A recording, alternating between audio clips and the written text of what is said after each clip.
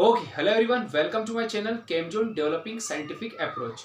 इस वीडियो में हम बात कर रहे हैं classification of elements and periodicity in properties की।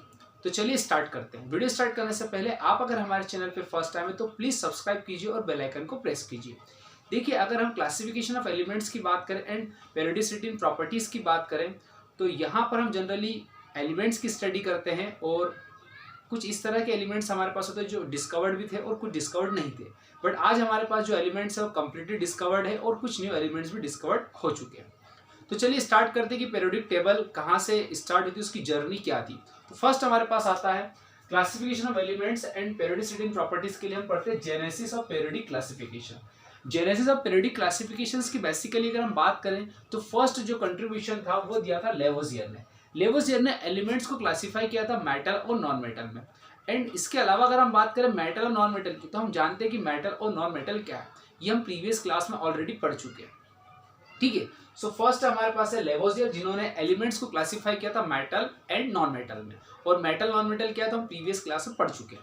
सेकंड हमारे पास आता है डोबेरेनेट्राइट। ये डोबेरेनेट्राइट की अगर हम बात करें तो 1829 में ये कंसेप्ट डोबेरेने ने दिया गया, और इन्होंने जो एलिमेंट डिस्कवर्ड थे उस समय, जो भी एलिमेंट डिस्कवर्ड थे उनके बारे में इन्होंने 3 के क्या करे, पेयर बनाए एटॉमिक मास के रिस्पेक्ट में। तो डोबेरेने ने क्या करा, 3 के पेयर बनाए या ग्रुप्स बनाए। जो 3 के ग्रुप्स बनाए उनको इन्होंने कहा ट्राइड्स। क्या कहा उन्होंने? ट्राइड्स कहा। और इनको उन्होंने कुछ इस तरह से ग्रुप बनाए, जैसे फर्स्ट, सेकेंड एंड थर्ड। ये क्या उन्होंने 3 के ग्रुप बनाए। और डोबेरेने ने ये कहा कि जो 3 के जो ग्रुप्स बनाए मैंने, इनको उन्होंने ट्राइड कहा, और इनको कुछ इस तरह से उन्होंने ग्रुप बनाया कि जो एटॉमिक मास के रिस्पेक्ट में, और उनको इंक्रीजिंग ऑर्डर में रखा। और उन्होंने कहा कि जो फर्स्ट एलिमेंट्स होगा और जो लास्ट एलिमेंट होगा, इन दोनों को अगर मैं इसका एवरेज निकालता हूं तो मिडिल वाले एलिमेंट्स का एटॉमिक मास इजीली से निकल जाता है। ठीक है, क्या कहा इन्होंने? डोबेरेनेट्राइट की अगर हम बात करते हैं 1829 में ये कंसेप्ट दिया गया, और उन्होंने कहा कि जो एलिमेंट डिस्कवर्ड है उनके हम 3 के ग्रुप्स में पेयर बनाएंगे, और फर्स्ट एलिमेंट और लास्ट एलिमेंट को जब हम एवरेज एटॉमिक मास निकालते हैं तो मिडिल वाले एलिमेंट्स का एटॉमिक मास इजीली से फाइंड आउट हो जाता है। जैसे कि इन्होंने यहाँ पर लिथियम और हमारे पोटेशियम को इन्होंने प्लस किया, इसका एवरेज निकाला तो 23 आता है। सो एवरेज निकालने पर जो हमारा जो नंबर आया वो हमारे मिडिल एलिमेंट का एटॉमिक मास होगा।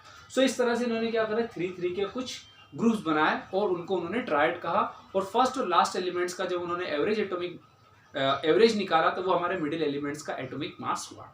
सो ये कंसेप्ट दिया गया है डोबेरेनेट्राइट में।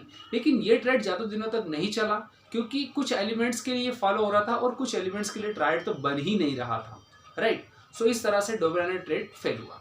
फिर हमारे पास नेक्स्ट आया Newlands law of octave. Newlands law of octave जो था वो 1863 to 64 के समथिंग ये कंसेप्ट दिया गया।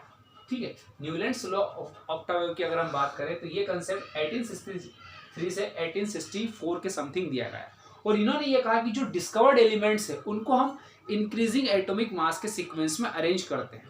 क्या कहा इन्होंने? जो इंक्रीजिंग एटॉमिक मास के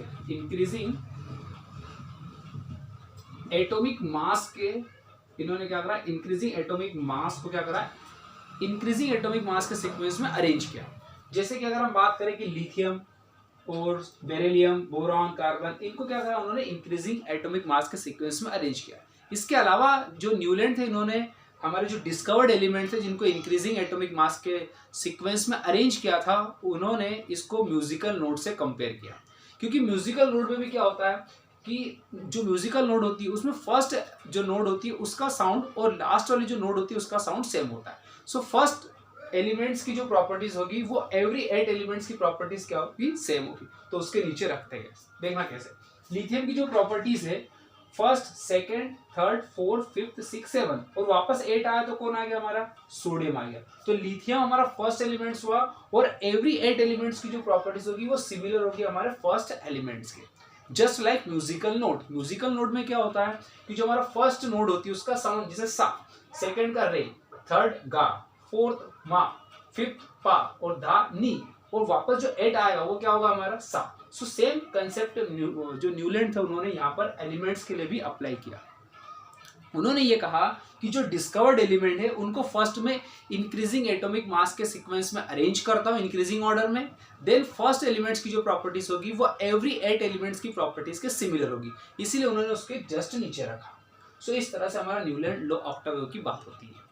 और अगर हम इसकी भी बात करें कि न्यूलैंड लॉ ऑक्टावियो ज़्यादा देर तक क्यों नहीं चला, ज़्यादा दिनों तक क्यों नहीं चला, क्योंकि ये जो कंसेप्ट था Newland law of octave, octave क्यों कहा उन्होंने, क्योंकि यहाँ पर जो हमने कहा ना फर्स्ट और एवरी 8 एलिमेंट्स की प्रॉपर्टी सेम होगी, तो वो ऑक्टाव यहाँ से कंसेप्ट आया। ठीक है, इसके अलावा अगर हम बात करें न्यूलैंड लॉ ऑफ ऑक्टावियो की, तो ये ज़्यादा क्यों नहीं चला, ये इसलिए नहीं चल पाया क्योंकि ये जो कंसेप्ट था केवल कैल्शियम तक एलिमेंट्स के लिए ही काम कर रहा था, या कहें कि जिनका एटॉमिक मास 40 था वहां तक तो ये अच्छे से काम कर रहा था। मोर देन एटॉमिक मास अगर 14 होगा तो फिर ये कंसेप्ट काम नहीं कर रहा था। सो इसलिए अगर हम बात करें न्यूलैंड लॉ ऑफ ऑक्टावियो की, तो मोर देन जिनका एटॉमिक मास 14 होगा उसके आगे वाले जो एलिमेंट्स होंगे जिनका 40 से ज़्यादा होगा, तो वहाँ पर फिर हमारा Newland law of octave work नहीं करता। तो इसके फिर हम बात पढ़ते हैं मेंडली पेरियोडिक लॉ। तो देखते हैं वो क्या है। अपना आप पहले इसको इतना कॉपी कर लीजिए या स्क्रीनशॉट ले लीजिए।